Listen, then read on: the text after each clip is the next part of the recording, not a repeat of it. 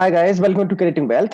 तो आज हम बात करेंगे पैकेजिंग सेक्टर से एक स्टॉक के बारे में और जानेंगे कि कंपनी किन प्रोडक्ट्स में जो है डील करती है, कंपनी के आगे क्या फ्यूचर प्लान्स हैं और उसको देखते हुए स्टॉक का क्या टारगेट हो सकता है। स्टॉक का नाम है ईस्टर इंडस्ट्रीज लिमिटेड और इसके बारे में जो है बात करेंगे। तो पहले जान लेते हैं कि कंपनी बेसिकली क्या क्या काम करती है, किस किस सेगमेंट के अंदर जो है काम कर रही है और आगे की क्या जो है इनकी फर्दर प्लानिंग है। तो यहाँ पे अगर बात करते हैं इनके बारे में, अगर देखें तो बेसिकली आप देख सकते हैं डाइवर्सिफाई बिजनेस पोर्टफोलियो है। डाइवर्सिफाई बिजनेस पोर्टफोलियो इनका इसलिए है क्योंकि आप देख रहे हैं कि इनका 65% जो रेवेन्यू है वो आता है आप इनका पॉलिस्टर फिल्म से, एंड 12% जो रेवेन्यू है वो जनरेट होता है स्पेशलिटी पॉलीमर्स से, एंड इनका 21% जो रेवेन्यू जो आता है वो आता है इनका इंजीनियरिंग प्लास्टिक्स से। तो एक डाइवर्सिफाइड बिजनेस पोर्टफोलियो है इनका, कॉम्प्रिहेंसिव प्रोडक्ट सूट है, एंड मैन्युफैक्चरिंग फैसिलिटीज इनके पास में जो है अवेलेबल है एक अच्छी खासी, एंड ग्लोबल फुटप्रिंट पे जो है कंपनी काम कर रही है, एक्सपीरियंस्ड मैनेजमेंट टीम है, and strong financial profile company के पास में अवेलेबल है। 1985 में जो है ये कंपनी इनकॉर्पोरेट हुई थी। इनका जो हेडक्वार्टर है वो है गुड़गांव के अंदर और इनके पास में 3 बिजनेस सेगमेंट हैं। अब 3 बिजनेस सेगमेंट का काम ये है कि अभी इसमें से एक बिजनेस सेगमेंट जो है ये कंपनी सेल करने जा रही है, उसके बारे में भी जो है आगे बात करेंगे। तो 3 से वो फिर 2 रह जाएंगे। 43 कंट्रीज के अंदर जो है कंपनी एक्सपोर्ट करती है। इनकी जो है वहां पे अगर बात करें इनकी प्रेजेंस है 43 कंट्रीज के अंदर। 658 पीपल्स इस कंपनी के साथ में जो है जुड़े हुए हैं और क्रिसिल की तरफ से अभी स्टेबल आउटलुक इनको जो है मिल गया है। इनकी अगर प्रेजेंस की अगर बात करें इंडिया के अंदर तो आप देख सकते हैं गुड़गांव में इनका कॉर्पोरेट हेडक्वार्टर है, एंड मैन्युफैक्चरिंग फैसिलिटीज इनके पास में अवेलेबल है सितारगंज, खातिमा एंड तेलंगाना में। और एक कंपनी अभी एक नया और प्लांट लगाने जा रही है बीओपीईटी का, जो अभी अंडर इम्प्लीमेंटेशन है। अब बात कर लें ईस्टर 2.0 स्पेशलिटी कंपनी, इसका क्या मतलब है बेसिकली, तो इसके बारे में जो है बात करेंगे। तो सबसे बड़ी बात क्या है कि अभी इस कंपनी ने जिस तरीके से स्पेशलिटी पॉलीमर पे जो ध्यान देना जो काम स्टार्ट किया है वो कहीं ना कहीं इनके लिए एक अच्छा खासा जो है साबित हो रहा है, और वही कहीं ना कहीं जो है चीजें इसके लिए जो है इस कंपनी के लिए जो है गेम चेंजर बनती चली जा रही हैं। अब ईस्टर 1.0 की अगर बात करें तो इनके पास में वही जस्ट ओनली कमोडिटाइज्ड जो है पोर्टफोलियो था, इनका प्रोडक्ट पोर्टफोलियो था, लेकिन वहां से कहीं ना कहीं अच्छा लिमिटेड बार्गेनिंग थी, and low and unpredictable margin थे, हाई गियरिंग रेशो था, इरेगुलर डिविडेंड पॉलिसी थी। ये बात करें तो हम, ये बात थी FY21 टू FY16 तक। वहां पे इनकी कोई रेवेन्यू में भी इतनी अच्छी खासी बढ़त नहीं थी, इबिटडा में भी कोई ऐसी ज्यादा अच्छी परफॉर्मेंस नहीं थी, इबिटडा मार्जिन्स में भी कोई ऐसी परफॉर्मेंस अच्छी खासी नहीं थी। लेकिन वहां से अगर देखेंगे तो चेंज कितना देखने को मिल रहा है। FY17 से FY22 की अगर बीच की अगर बात करें, रेवेन्यू देखें 2.4 CAGR से हो गया 14%, एंड 19 CAGR से हो गया 42% इबिटडा, एंड इबिटडा मार्जिन देख सकते हैं डबल हो गए, 7 से हो गए 15% के आसपास। अच्छा, सबसे ज्यादा फायदा क्या मिला है इनको, स्पेशलिटी पॉलीमर से फायदा इनको काफी मिल रहा है। एस्टर 2.0 में speciality polymer, industry engineering plastic SBU, and formalise dividend policy हो गई। तो काफी चीजें जो है कंपनी ने अपने जो है ट्रैक रिकॉर्ड को संभालने के लिए जो है स्टार्ट की हैं। एक्स्ट्रा ऑर्डिनरी एंड परफॉर्मेंस देखने को मिल रही है प्रीवियस 7 क्वार्टर से, मतलब सिंस लास्ट 7 क्वार्टर से इनकी जो है परफॉर्मेंस सुधरती चली जा रही है। क्वार्टर क्वार्टर की अगर परफॉर्मेंस की अगर बात करें, हाई सस्टेनेबल मार्जिन हैं, अब हाई ग्रोथ पोटेंशियल है, और लार्जली पेटेंटेड प्रोटेक्टेड इनके पास में जो है हाई एंट्री बैरियर्स इनके पास में अवेलेबल हैं। तो यहाँ पे अगर बात करें तो एक अच्छी खासी जो है कहीं ना कहीं कंपनी के पास में एक प्रेजेंस है, और बढ़िया तरीके से जो है अपने बिजनेस को जो है ये संभालने की कोशिश जो है कर रहे हैं। तो यहाँ पे एक बेहतर परफॉर्मेंस मुझे लगता है कि कंपनी आने वाले टाइम में देने के लिए रेडी हो रही है, जिस तरीके का जो है ये बिजनेस को ट्रांसफॉर्म इन्होंने जो किया है ईस्टर 1.0 से ईस्टर 2.0 के अंदर। अब यहाँ पे बात कर लेते हैं इनका जो कंसिस्टेंटली जो रिटर्न है वो किस तरीके से जो है बढ़ता हुआ दिख रहा है। तो यहाँ पे अगर रेवेन्यू की बात करेंगे, ये देख सकते हैं आप 10 इयर्स का इन्होंने जो है ये ग्राफ बताया है यहाँ पे, और ये FY22 देख सकते हैं हाईएस्ट एवर रेवेन्यू जो है प्रीवियस 10 इयर्स के अंदर जो है जनरेट किया है इस कंपनी ने। और यहाँ पे अगर प्रॉफिटेबिलिटी इबिटदा की अगर बात करें, इबिटदा में भी देख सकते हैं हाईएस्ट एवर इबिटदा जो है पहुंचता हुआ दिखा है इनका FY22 के अंदर। मार्जिन्स की बात करेंगे तो इबिटदा मार्जिन्स FY21 के अंदर जो है इबिटदा मार्जिन्स इनके बहुत ही अच्छे खासे थे, लेकिन अभी भी देख सकते हैं तो बढ़िया इबिटदा मार्जिन्स पे जो है कंपनी काम कर रही है। कहाँ 5 के इबिटदा मार्जिन्स इनके आते थे 5% के आसपास के। अच्छा, प्रॉफिट की अगर बात करें तो प्रॉफिट भी देखेंगे तो हाईएस्ट एवर प्रॉफिट इनका होता हुआ दिख रहा है FY21 टू FY22 के अंदर। और प्रॉफिट में देखेंगे तो मल्टीफोल्ड जंप देखने को मिलेगा। FY18 से पहले नेगेटिव पॉजिटिव जो है इनका प्रॉफिट आता था, लेकिन आप देख सकते हैं कि वहां से जैसे जैसे इन्होंने जो है ये चाल पकड़ी है, अपने बिजनेस को जो है संभाला है, एक गियर में डाला है, वहां से देख सकते हैं कि इन्होंने जो है इनका जो है बिजनेस चेंज होता हुआ दिख रहा है। इनकी जो अर्निंग्स है वो सुधरती हुई दिखी है, और कहीं ना कहीं उसका पूरा असर जो है आप इनकी बैलेंस शीट पे देख सकते हैं। तो यहाँ पे बहुत ही बढ़िया काम करके चल रही है कंपनी, और खासकर ईस्टर 2.0 जो स्पेशलिटी पॉलीमर्स का जो काम है वो कहीं ना कहीं इनको जो है एक फेवर में जो है जाता हुआ दिख रहा है इस कंपनी के। तो यहाँ पे अगर डेप्ट की बात करें, हालांकि डेप्ट जरूर जो है FY22 के अंदर जो है आपको इंक्रीज होती हुई दिखेगी। वो इसलिए भी इंक्रीज हो रही है क्योंकि अभी जो है ये एक्सपेंशन करने जा रहे हैं, BOPET प्लांट जो है एक लगाने जा रहे हैं। तो उसके लिए कहीं ना कहीं जो है डेप्ट इन्हें लेनी पड़ रही है, उस वजह से जो है आपको थोड़ा सा दिखेगा यहाँ पे एक डेप्ट इंक्रीज होती हुई। डिविडेंड पे आउट की भी अगर बात करें, वो भी कहीं ना कहीं अब इंक्रीज होता हुआ दिख रहा है। तो यहाँ पे ओवरऑल परफॉर्मेंस अगर देखी जाए इनकी, तो कहीं ना कहीं अब सुधरती हुई दिख रही है। शेयर होल्डिंग पैटर्न में भी अगर देखेंगे तो आप यहाँ पे, तो प्रमोटर्स ने अपनी होल्डिंग को इंक्रीज किया है, 60% से इंक्रीज होकर वो 64% हो चुकी है। तो यहाँ पे हर जगह पे कहीं ना कहीं एक ग्रोथ जो है देखने को मिल रही है। अब बात कर लेते हैं इन्वेस्टमेंट थीसिस के बारे में। तो मतलब जो इन्होंने जिस तरीके से ये इन्वेस्टमेंट जो कर रहे हैं, किस तरीके से जो है ये काम करने की कोशिश कर रहे हैं, उस पे जो है बात करेंगे। तो स्पेशलिटी पॉलीमर्स बेसिकली क्या है, largely IP protected product portfolio है इनका। तो स्पेशलिटी पॉलीमर्स इनकी जो बैलेंस शीट है, इनका जो रेवेन्यू है, उसमें सबसे अच्छा खासा जो है वो एक कंट्रीब्यूशन करने की कोशिश कर रहा है। और आने वाले टाइम में मुझे लगता है कि ये प्रोडक्ट एक्सपेंशन ज्यादा होता हुआ दिखेगा। पॉलिस्टर फिल्म्स ये भी जो है बढ़िया काम कर रहा है, high share of value added products, rewarding shareholders with dividend, scaling up capacity and strong balance sheet. तो मतलब यहाँ पे ये स्पेशलिटी पॉलीमर्स और पॉलिस्टर फिल्म्स, ये दोनों के दोनों बिजनेस इनका जो है इस समय पे बेटर परफॉर्म करते हुए दिख रहे हैं। और इसी में ही जो है कंपनी कहीं ना कहीं आगे एक्सपेंशन की सोच रही है, न्यू प्रोडक्ट लॉन्च की सोच रही है, और इनोवेशन की सोच रही है। तो ये सारी चीजें अगर देखा जाए तो कहीं ना कहीं कंपनी को जो है इनसे बेनिफिट मिलता हुआ दिखेगा। अब बात कर लेते हैं थोड़ा कर एक एक करके इनके सेगमेंट के बारे में। तो सबसे पहले बात करेंगे इनके स्पेशलिटी पॉलीमर्स वाले सेगमेंट के बारे में। तो लार्जली IP प्रोटेक्टेड बिजनेस है ये, एंड हाई एंट्री बैरियर्स है क्योंकि पेटेंट प्रोटेक्टेड है, कस्टमर रिटेंशन इंश्योर्ड है एज लार्जली पेटेंटेड प्रोडक्ट की वजह से, हाई मार्जिन बिजनेस है, मार्की क्लाइंटेल है इनके, एंड एक्सपोर्ट ओरिएंटेड बिजनेस है ये स्पेशलिटी पॉलीमर की अगर बात की जाए तो। अब बात कर लेते हैं कि यहाँ पे एक केस स्टडी जो है इनकी देख लेते हैं कि किस तरीके से जो है इनका स्पेशलिटी पॉलीमर वाला जो सेगमेंट है, जो इनके जो प्रोडक्ट हैं वो किस तरीके से जो है वर्क करते हैं। तो प्रॉब्लम आप देख सकते हैं यहाँ पे, high cost toward carpet stain removal. तो जो कारपेट, जो महंगे महंगे जो कारपेट जो आते हैं, उन पे से जब वो स्टेन, जो दाग धब्बे जो होते हैं, उनको रिमूव करने के लिए एक हाई कॉस्ट जो है देनी पड़ती है। लेकिन वो कहीं ना कहीं इस कंपनी ने स्पेशलिटी पॉलीमर में अपने जो प्रोडक्ट जो बनाए हैं, उनके थ्रू कहीं ना कहीं जो है वो लो कॉस्ट सॉल्यूशन इन्होंने जो है निकाला है बहुत बेहतर तरीके से।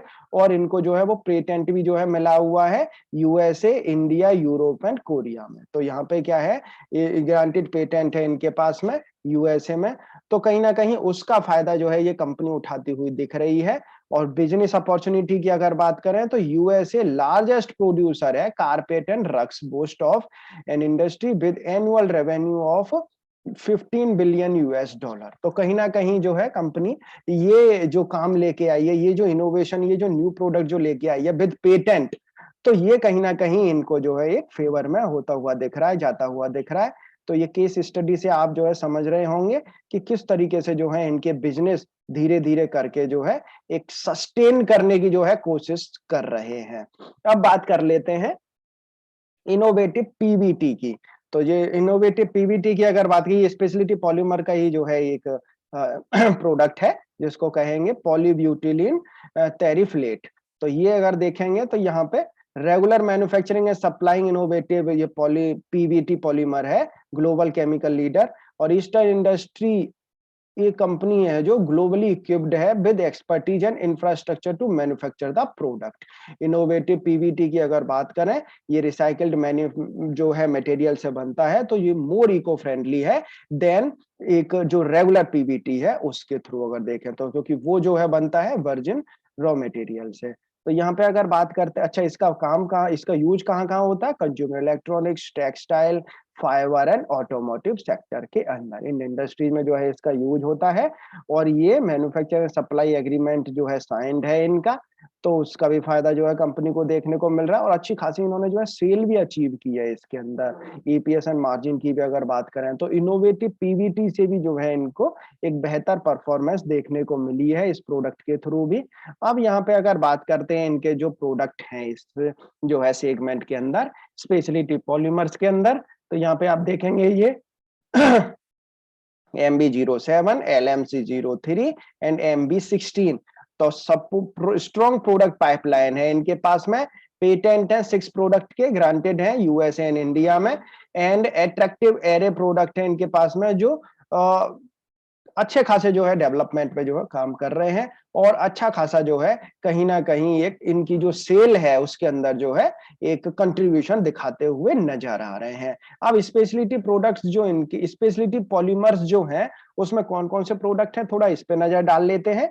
तो ये देख सकते हैं आप यहाँ पे polyethylene terephthalate and PVT and PEN and master batches, जिनका यूज कहाँ कहाँ होता है, consumer electronics, textile, carpets and carpets जिसमें डीप डाइलेवल मास्टर बैचेस के लिए, एंड स्टेन रेजिस्टेंट के लिए, हीट सी लेवल के लिए, engineered plastic and injection moulding के लिए, and low melt polymer for textiles. तो टेक्सटाइल बिजनेस पूरा कवर कर रही है। एंड यहाँ पे अगर बात करें कंज्यूमर इलेक्ट्रॉनिक्स, टेक्सटाइल बिजनेस और engineered plastic and injection moulding, तो यहाँ पे एक अच्छा खासा जो है सेक्टर के इंडस्ट्री के लिए जो है कंपनी अपने प्रोडक्ट जो है रेडी कर रही है, जिनका आगे एक हाई ग्रोथ जो है वॉल्यूम है। तो यहाँ पे अगर बात करें तो स्पेशलिटी पॉलीमर जो है इनके लिए एक गेम चेंजर साबित हो सकता है आने वाले टाइम में। और कंपनी इस पे ज्यादा से ज्यादा जो है फोकस करने की कोशिश कर रही है, क्योंकि इसकी परफॉर्मेंस की अगर बात करें Q4 एंड FY22 की, तो वहां पे परफॉर्मेंस भी इनकी जो है शानदार आती हुई दिख रही है। आप यहाँ पे जो है देख सकते हैं Q4 FY21 से Q4 FY22 इंक्रीज होता हुआ दिख रहा है इनका जो परफॉर्मेंस वॉल्यूम इनोवेटिव पीवीटी के अंदर एंड MB03 के अंदर। तो ये कहीं ना कहीं इनके लिए फायदा देता हुआ दिखेगा आने वाले टाइम में। स्ट्रॉन्ग पाइपलाइन है इनके पास में, प्रोडक्ट पाइपलाइन है, तो कहीं ना कहीं जो है इसका पूरा फायदा कंपनी उठाती हुई दिखेगी आने वाले टाइम में। अब नेक्स्ट बिजनेस जो है वो है पैकेजिंग फिल्म का। तो पैकेजिंग फिल्म का बिजनेस तो आपको पता ही है, इस समय पे जो है एक अच्छी खासी डिमांड में है ये बिजनेस। और जिस तरीके से लॉजिस्टिक्स सेक्टर की जो डिमांड जो बढ़ रही है, उसमें कहीं ना कहीं इसका भी एक अच्छा खासा रोल है। और यही स्टॉक नहीं, जितने भी स्टॉक जो है पैकेजिंग सेक्टर से रिलेट करते हैं, वो कहीं ना कहीं उनके अंदर आप देख रहे हैं एक अच्छी खासी चाल जो है देखने को मिल रही है।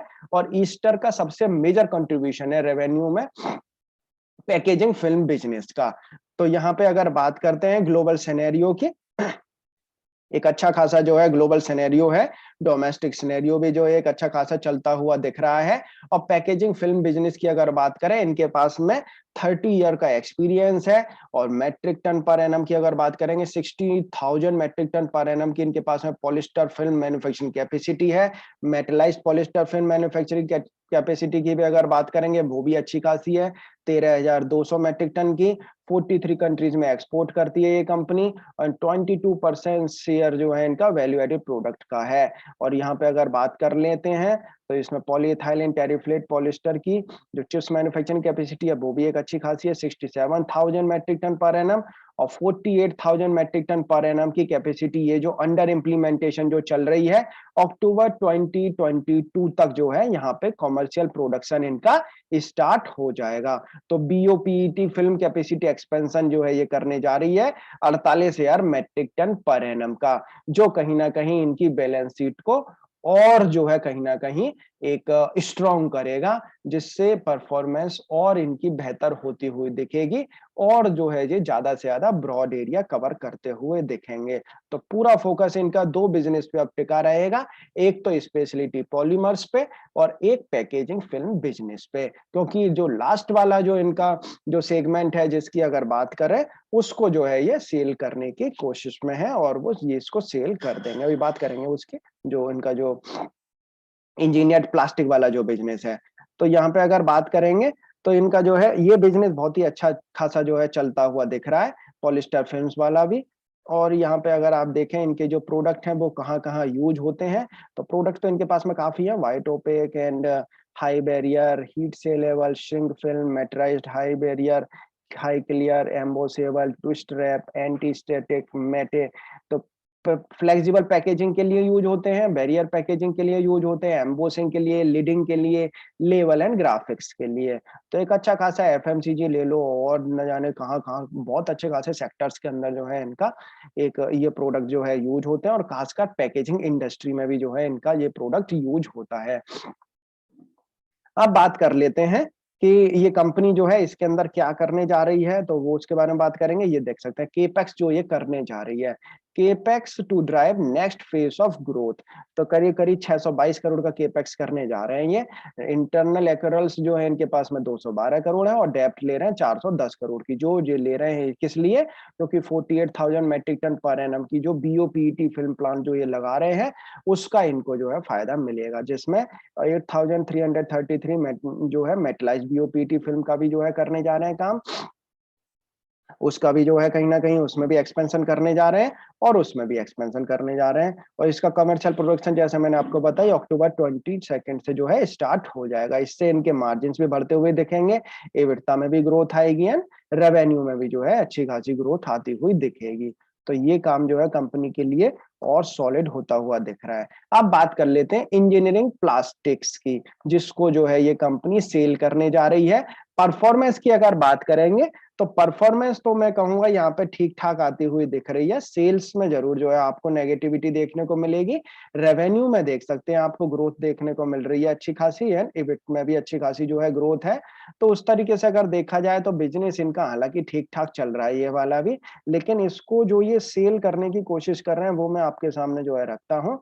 ये अच्छा रीजन क्या दे रहे हैं ये भी जो है हम रखते हैं सामने। इंजीनियरिंग प्लास्टिक बिजनेस जो है इसको एक तो कोर बिजनेस नहीं मान रहा है मैनेजमेंट, ये कोर बिजनेस नहीं है, इसलिए जो है इसको सेल कर रहे हैं। और ये सेल कर रहे हैं रिडिकी प्लास्टिक इंडिया प्राइवेट लिमिटेड को, और ये जा रहा है करीब 290 करोड़ में ये बिजनेस जो है सेल होता हुआ दिख रहा है। और कंपनी का जो मोटो है, कंपनी का जो फोकस रहेगा वो रहेगा इनके कोर बिजनेस पे, जो polyester films and speciality polymers वाला जो बिजनेस है, उस पे कंपनी कहीं ना कहीं जो है ध्यान देती हुई दिखेगी। और ये एस्टर इंजीनियरिंग प्लास्टिक बिजनेस जो है ये क्या काम कर रहा था बेसिकली, ये मल्टीपल ग्रेड्स मैन्युफैक्चरिंग करती है, multiple grades engineering plastic product, और जो कैटर करते हैं automotive, electrical and electronics, consumer durable, telecom and other industrial applications के लिए। तो ये ट्रांजैक्शन जो है होता हुआ दिखेगा, और ये जो है यहाँ से ये बिजनेस जो है इनका सेल हो जाएगा। अब यहाँ पे एक थोड़ा सा नेगेटिव पॉइंट मेरे को बस यही लग रहा है कि जो बिजनेस ठीक चल रहा है उसको कंपनी सेल क्यों करना चाह रही है। क्योंकि यहाँ पे अगर बात करते हैं कि ऐसे जो बिजनेस जो ठीक ठाक लगते हुए दिख रहे हैं और जो बिजनेस ठीक चल भी रहा है, उसको अगर सेल करने से बेसिकली होगा क्या कि इनका एक तो अभी कुछ समय के लिए हो सकता है कि कुछ समय के लिए जो है इनकी एक तो रेवेन्यू में गिरावट आपको देखने को मिलेगी, क्योंकि रेवेन्यू में जो है एक अच्छा खासा कंट्रीब्यूशन जो है ये सेगमेंट इनका करता है, वो मैं आपके सामने जो है रखूं। तो रेवेन्यू में आप देखेंगे तो 85 करोड़ का जो है मतलब होल अगर ईयर की अगर बात करें तो करीब 300 करोड़ के आसपास का जो है ये रेवेन्यू जनरेट करता है। ये जो इंजीनियरिंग प्लास्टिक वाला जो सेगमेंट है इनका 300 करोड़ के आसपास का जो है ये रेवेन्यू जनरेट करता है। और प्रॉफिटेबिलिटी की भी अगर बात करेंगे तो 68 करोड़ के आसपास की प्रॉफिटेबिलिटी जो है ये जनरेट करता है। हालांकि स्पेशलिटी पॉलीमर्स से ज्यादा जो है ये रेवेन्यू और जो है इस समय पे प्रॉफिटेबिलिटी जनरेट कर रहा है। कंपनी का अपना अलग एक मोटो है, लेकिन मेरे को थोड़ा सा ये नेगेटिव लगा कि ये जिस तरीके से जो है इस बिजनेस को सेल करने की कोशिश कर रहे हैं। ठीक है, आपका कोर बिजनेस है, उस कोर बिजनेस को चलाते रहो, साथ के साथ इस बिजनेस को भी चलाते रहो, क्योंकि इसके अंदर भी जो है एक अच्छी खासी ग्रोथ तो है आने वाले टाइम में। तो ये क्यों इसको सेल कर रहे हैं ये पता नहीं है। और ये थोड़ा-सा मेरे को यहाँ पे एक नेगेटिव पॉइंट लग रहा है इसका, और कुछ खास जो है दिक्कत नहीं लग रही है, लेकिन ये थोड़ा मेरे को नेगेटिव लग रहा है। और हो सकता है कि ये जो है इसका थोड़ा बहुत असर जो है आपको देखने को मिलेगा स्टॉक के ऊपर भी। अब यहाँ पे अगर बात करें कि जिस तरीके से जो है इनकी जो परफॉर्मेंस जो आई है जिस और इन्होंने जो कमेंट्री जो दी है, एक बेहतर कमेंट्री जो है ये देते हुए दिख रहे हैं इस बार, क्योंकि परफॉर्मेंस बहुत ही सॉलिड आती हुई दिख रही है। और ये पॉलिस्टर फिल्म्स वाला चाहे बिजनेस ले लो, चाहे स्पेशलिटी पॉलीमर्स वाला बिजनेस ले लो, ये बेहतर जो है परफॉर्म इनका करता हुआ दिख रहा है। और इंजीनियरिंग प्लास्टिक की अगर बात करें तो ये जो है इसको ट्रांसफर कर रहे हैं, मतलब ये इसको सेल कर रहे हैं। तो यहाँ पे अगर बात करें तो ये जो सेल करने का थोड़ा सा मेरे को एक गड़बड़ लग रहा है, बस इसको सेल नहीं करना चाहिए था, या तो ये काम इनको ये करना चाहिए था कि इसको जो है इनको डिमर्ज कर देना चाहिए था बिज़नेस को, वो ज़्यादा अच्छा रहता। इस सेगमेंट को डिमर्ज करके जो है चलाते रहते, वो ज़्यादा बेहतर रहता। क्योंकि आपने किसी बिज़नेस को जो है खड़ा किया है और वो बिज़नेस जब थोड़ा फलने-फूलने लगा है, तो आपने जो है उसको सेल कर दिया। तो फिर से जो है आप एक कहीं न कहीं बहुत मतलब छोटे पैमाने पे जो है आप सोचने की कोशिश कर रहे हैं, बजाय उसको बड़े पैमाने पे एक एक्सपेंशन करना चाहिए। बिज़नेस एक्सपेंशन्स जो हो रहे हैं, अलग-अलग वेरिएशंस में अगर आपके जो है अलग-अलग एक सेक्टर्स के अंदर जो है अगर आपका बिज़नेस एक्सपेंशन हो रहा है, आप देख सकते हैं जस्ट लाइक अगर अंबानी की बात करें, अडानी की बात करें, महिंद्रा की बात करें या एल-एन-टी की बात करें, तो ये ग्रुप्स भी तो जो है कि अपने अलग-अलग सेगमेंट के अलग-अलग जो है इंडस्ट्री के बिज़नेस जो है ये चला ही रहे हैं। तो कोई आईटी का भी चला रहा है, कंस्ट्रक्शन से भी रिलेटेड जो है चला रहे हैं, तो कोई फूड का भी जो है चला रहा है, कोई एफएमसीजी का भी चला रहा है। तो यहाँ पे क्या है कि इन सब चीज़ों को जो है सोचना चाहिए इन कंपनीज़ को भी, कि ऐसे करके जो है अगर आप बिज़नेस को अगर सेल करते चले जाएँगे, तो उसका फ़ायदा जो है कंपनी को कुछ ख़ास दिखेगा नहीं। अब देखने वाली बात ये होगी कि अब ये जो मेजर कंट्रीब्यूशन जहाँ से मिल रहा है इनका, तो मेजर कंट्रीब्यूशन अभी कहाँ से मिल रहा है सबसे ज़्यादा? वो मिल रहा है पैकेजिंग फ़िल्म्स से। पैकेजिंग फ़िल्म्स का बिज़नेस जो है ये इंक्रीज़ कर रहे हैं। अच्छा, यहाँ से जो पैसा निकल के आएगा सेल करने के बाद में वो कहीं न कहीं जो है ये डेब्ट को कम करेंगे और ये जो है एक्सपेंशन में लगाएँगे उस पैसे को। और यहाँ पे जो है पॉलिस्टर जो स्पेशलिटी पॉलीमर वाला जो बिज़नेस है उसको जो है ये इंक्रीज़ करते हुए दिखेंगे। अब देखना यही है कि क्या ये सस्टेन करेगा आगे बिज़नेस? स्पेशलिटी पॉलीमर का तो मुझे लग रहा है कहीं न कहीं ये स्पेशलाइज़ेशन है इनकी, पेटेंट है तो ये तो सब सस्टेन करेगा। लेकिन प्लास्टिक वाला जो है इनका, जो पॉलीमर फिल्म्स वाला जो है, तो वहाँ पे कहीं न कहीं एक दिक्कत तो कहीं आने वाले टाइम में जिस तरीके की अभी जो पॉलिएस्टर फिल्म्स वाले जो बिज़नेस की जो परफ़ॉर्मेंस आ रही है, आगे अगर वो उस तरीके से अगर सस्टेन नहीं करी, तो मेजर कंट्रीब्यूशन वहीं से है।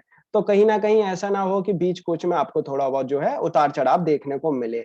तो ये सारी चीज़ें ज़रूर जो है ध्यान में रखें, क्योंकि ऐसा ज़रूर मिलेगा। ऐसा नहीं है कि बिल्कुल ही जो है एक सस्टेन्ड करता ही चला जाएगा, करता ही चला जाएगा। थोड़ा बहुत उतार-चढ़ाव बिल्कुल मिलेंगे, ईयर टू ईयर आपको आने वाले टाइम में कुछ ना कुछ जो है उतार-चढ़ाव देखने को मिलेंगे बिज़नेसेस के अंदर, और उन चीज़ों को बिल्कुल जो है ध्यान में रखें। ओवरऑल यहाँ पे बस एक नेगेटिव जो इम्पैक्ट जो आता हुआ दिख रहा है, या जिसको मैंने जो है पकड़ा है, जैसा मेरे को जो ठीक नहीं लग रहा है, बिज़नेस को सेल करना। अब बिज़नेस को ठीक है, अब इनको जो है सेल करने के बाद में किस तरीके की इनकी जो है परफ़ॉर्मेंस आती है, उस पे ज़रूर जो है ध्यान दें। तो यहाँ पे मैं कहूँगा कि थोड़ा-सा उन सब चीज़ों को समझ के, सोच के ही जो है इसके अंदर आप इन्वेस्ट करने की कोशिश करें। अब यहाँ पे पता कर लेते हैं कि थोड़ा बहुत इनकी जी जो फंडामेंटल्स हैं वो कैसे हैं। तो 16 के आसपास की ईपीएस है, स्मॉल कैप कंपनी है, डिविडेंड यील्ड इनकी अच्छी है, 5 रुपए की जो है इनकी फेस वैल्यू है। अब यहाँ पे अगर बात कर लेते हैं इनकी जो परफॉर्मेंस, हालांकि मैंने ये सारी चीजें आपको दिखाई हैं, किस तरीके से इनका जो है रेवेन्यू बढ़िया काम कर रहा है, किस तरीके से जो है इनके जो है प्रॉफिटेबिलिटी काम कर रही है। शेयर होल्डिंग पैटर्न्स में भी देखेंगे तो प्रमोटर्स की होल्डिंग और पब्लिक की होल्डिंग ही है। तो यहाँ पे अगर बात कर लेते हैं एक बार चार्ट पैटर्न की, कि बेसिकली चार्ट पैटर्न कैसा जो है इस स्टॉक का बना हुआ है। तो फंडामेंटल से हम इतना समझ पाए कि ये इसके पास में 3 सेगमेंट है। एक सेगमेंट को जो है ये सेल करने जा रही है, और प्लास्टिक इंजीनियरिंग प्लास्टिक वाले को। 2 सेगमेंट पे जो है कंपनी फोकस करेगी, पॉलिस्टर फिल्म्स और स्पेशलिटी पॉलीमर्स पे। तो ये बिजनेस जो है कहीं ना कहीं इनके सपोर्ट भी कर रहे हैं, ग्रोथ भी आ रही है वहां पे। तो देखते हैं कि क्या अब ये प्योर फोकस अगर इन पे करते हैं तो क्या ये जो है जिस तरीके की परफॉर्मेंस आ रही है उसको जो है ये सस्टेन करा पाएंगे या नहीं, या बाद में कहीं ऐसा ना हो ये कंपनी जो है डुबकी लगा जाए। तो हालांकि ऐसे स्टॉक्स पे जरूर जो है एक अलर्ट तो रहना चाहिए, लेकिन हाई ग्रोथ स्टॉक भी जो है ये बन सकते हैं कि अगर वाकई में इन्होंने जो है ये काम करके दिखा दिया तो ये जो है कंपनी आपको मल्टी बैगर जो है रिटर्न्स भी जो है देती हुई देख सकती है, ये बिल्कुल जो है निश्चित है। तो यहाँ पे अगर बात कर लेते हैं इनका चार्ट पैटर्न कैसा बना हुआ है, तो चार्ट पैटर्न देखेंगे तो आप एक बिल्कुल अपना बढ़िया चार्ट पैटर्न जो है स्टॉक का बना हुआ है। हाई से करेक्ट भी हो चुका है अच्छा खासा। और 2021 की अगर बात करें तो एक बार इसका जो है फिबोनाची लगा के देख लेते हैं 2021 के पैटर्न पे। तो 2021 का लो देखेंगे तो आप ये था करीब 98 रुपीज के आसपास का, और इन्होंने जो है ये यहाँ से अगर 2021 का अगर हाई अगर देखें तो वो बना हुआ 164 रुपीज का। 2021 का जो हाई है वो 2022 में एक बार कट भी हुआ है, वो हुआ है अप्रैल वाले मंथ में। अब वहां के बाद में देखेंगे तो मई वाली जो कैंडल बनी है वो रेड कैंडल बनती हुई दिखी है, एक अच्छी खासी गिरावट आती हुई दिख रही है। और ये जून वाली कैंडल भी लेकिन देखेंगे तो यहाँ पे कहीं ना अभी स्टार्ट हुई है ये कैंडल, रेड कैंडल का फॉर्मेशन हुआ है एक दिन में, लेकिन धीरे धीरे करके मुझे लग रहा है कहीं ना कहीं जो है ये इसको टाइम थोड़ा सा अभी लगेगा, क्योंकि 2021 में देखेंगे तो होल ईयर जो है कंसोलिडेशन से में ही जो है जाती हुई दिख रही है।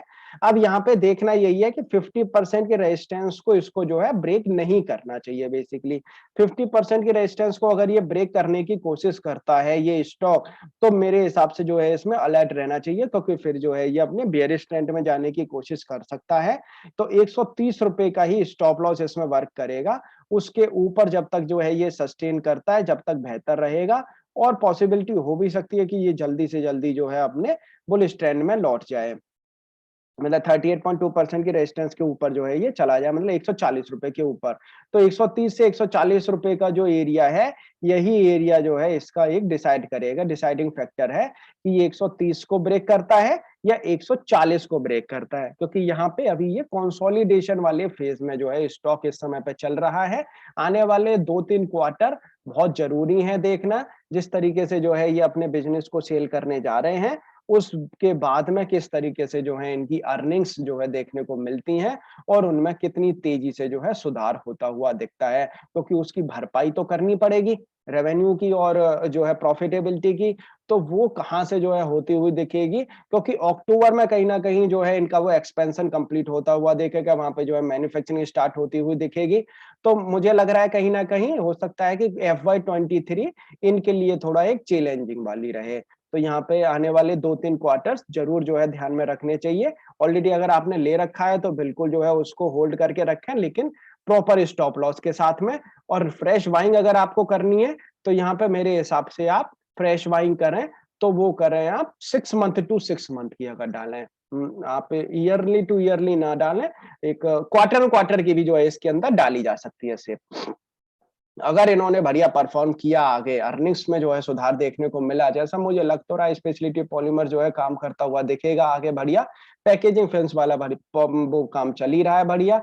तो पॉसिबिलिटी हो सकती है कि बढ़िया जो है काम ये कंपनी करती हुई दिखे, लेकिन प्रीवियस ट्रैक रिकॉर्ड्स को भी थोड़ा सा ध्यान में रखें, हालांकि कहीं ऐसा ना हो कि डुबकी भी लगती हुई दिखे। तो स्टॉप लॉस प्रॉपर जो है लगा के रखें, चाहे आप लॉन्ग के लिए ले रहे हैं चाहे आप शॉर्ट के लिए ले रहे हैं, क्योंकि अगर धोखा मिला तो ये फिर मौका नहीं देगा निकलने के लिए। अपना भी एनालिसिस हालांकि एक बार जरूर कर लें, उसके बाद ही स्टॉक को बाई सेल या होल्ड करें। तो अगर वीडियो अच्छे लगे तो लाइक जरूर करिएगा, चैनल को अभी तक सब्सक्राइब नहीं किया है तो चैनल को सब्सक्राइब जरूर कर लें। Thank you for watching this video.